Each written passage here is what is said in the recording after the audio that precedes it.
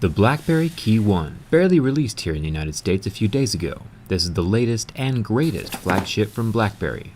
One of the oldest smartphone manufacturers in the business, BlackBerry peaked back in 2013 before Android and the iPhone became the main players. Lately though, BlackBerry has been dipping its juicy fingers into the Android operating system. And that brings us to this KEYone. It does feel heavy in my hand, so we're off to a good start. Let's see how this new phone holds up to my durability tests.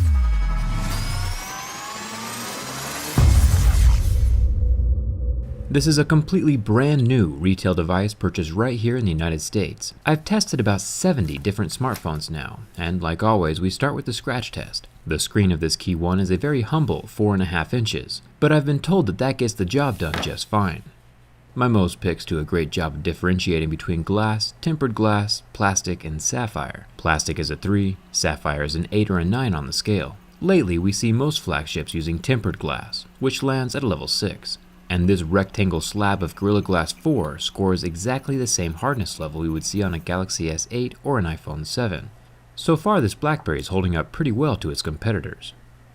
What's cool about this satisfyingly clicky keyboard is that it is touch sensitive.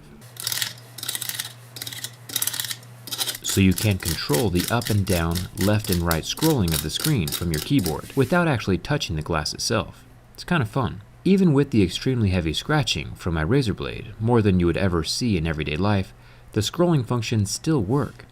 So you won't ever have to worry about leaving your keyboard exposed. Thumbs up for that. Speaking of thumbs, the fingerprint scanner is cleverly hidden in the spacebar of the KEYone, and it's the next part to get tested. Even with heavy scratches on the surface of the fingerprint scanner, it is able to read and scan my fingerprint, and unlocks the device on every single try. So far so good. The front 8 megapixel camera is up here at the top, and this lens is made from glass, along with the opaque lens on the opposite side with the proximity sensor. Both are made from glass. One slightly underrated feature of smartphones these days is the dual tone flash. If you ever have to use the phone in the dark, the dual tone provides a much better image than one with just a single color white flash. This is covered by plastic, but that's pretty normal on all flash LEDs. The rear 12 megapixel camera is covered with glass as well, a pleasant upgrade from the plastic lens on the BlackBerry Priv. It also has a thick metal ring around the outside to help protect it from rubbing up against the inside of your pocket or purse. That pocket sand can be pretty vicious. The back cover is made out of a thin, grippy rubber-like material. A BlackBerry in real life is actually a type of aggregate fruit, which means that it's composed of tiny little individual fruits called drupes. Drupes are the little juicy circles surrounding the actual seed of the berry. BlackBerry, the phone company, chose the name BlackBerry because all the little black keys on their keyboard resemble the drupelets on the BlackBerry fruit. The same drupelets you see in their logo. See? It's a BlackBerry. The back cover is surprisingly resilient, even to my razor. If you key the KEYone, nothing happens either. The sharp edge of my coin was able to scrape it up a little though, but that was with a lot of pressure. Normal wear and tear won't hurt the surface of this back panel. And the sides of the KEYone are made from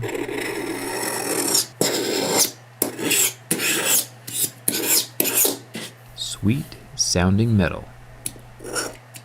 The power button is also made of metal, and up here by the headphone jack, there is a plastic end cap. But I'm not going to complain about plastic because I'm just happy the headphone jack is still there. The rest of the silver top surrounding the headphone jack is the quality metal, including over here on the front of the phone where the earpiece is. BlackBerry did a great job of future-proofing the KEYone with the USB-C port here at the bottom. And now the burn test. This has become increasingly more relevant now that Trump has pulled the USA out of the Paris Climate Agreement. Things are going to heat up rather quickly, and it'll be nice to have a cell phone that can handle the temperature. I'm sure Donald will be watching my videos to see which phone allows him to tweet the longest while the world burns. This phone lasted about 16 seconds, which should fit his attention span just fine. The good news is that the phone did completely recover. There might still be hope. And now the bin test. Testing the overall build quality of a phone is essential to the people who want a phone that will survive everyday life.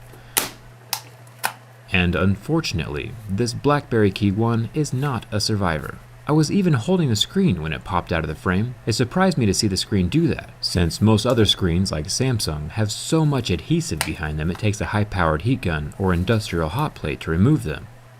And this BlackBerry screen is held in by nothing. A quick bend from the other side, and at this point my screen stopped functioning entirely. 1. The power button was kinked, since the glass is adding zero structural support without that strong adhesive, and 2. With the screen lifting up like it is, the first thing to tear is that ribbon cable at the bottom of the display. The whole thing can be removed entirely by hand, because there is zero adhesive holding it in place. No visible adhesive around the edges, or under the LCD of the screen, nothing. A quick Google search revealed that I'm not the only one who has this problem. One guy dropped his phone on the center console of his car and the screen popped off, and another guy woke up with an attached display, which is completely believable if the displays are actually shipping with no adhesive under them. This is a legitimate problem. Luckily for BlackBerry though, it is very easy to fix, and I'd be more than happy to make another video if BlackBerry ends up correcting this manufacturing oversight. So hit that subscribe button if you want to stay updated on this situation. I've tested about 70 phones now. Most of them are built very well, and those that fail end up on my shelf of shame. Only 6 phones in 2 years have failed my test. And since my BlackBerry KEYone is not currently functional, it is going with these 6 phones on my shelf of shame. Until BlackBerry gets this figured out at least, it really does seem like an easy fix, so hopefully they will take care of the problem and their customers. If you already own one of these phones, maybe grab a case that surrounds the lip of that glass screen. I'll pop the back off the phone for kicks and giggles. The black PCB board is creative, I am a fan of that, and there's a BlackBerry logo on the battery. It would have been pretty easy for them to slip some wireless charging in here as well, but I think I've complained enough for one day. Come hang out with me on Twitter and Instagram. Thanks again for watching. I'll see you around.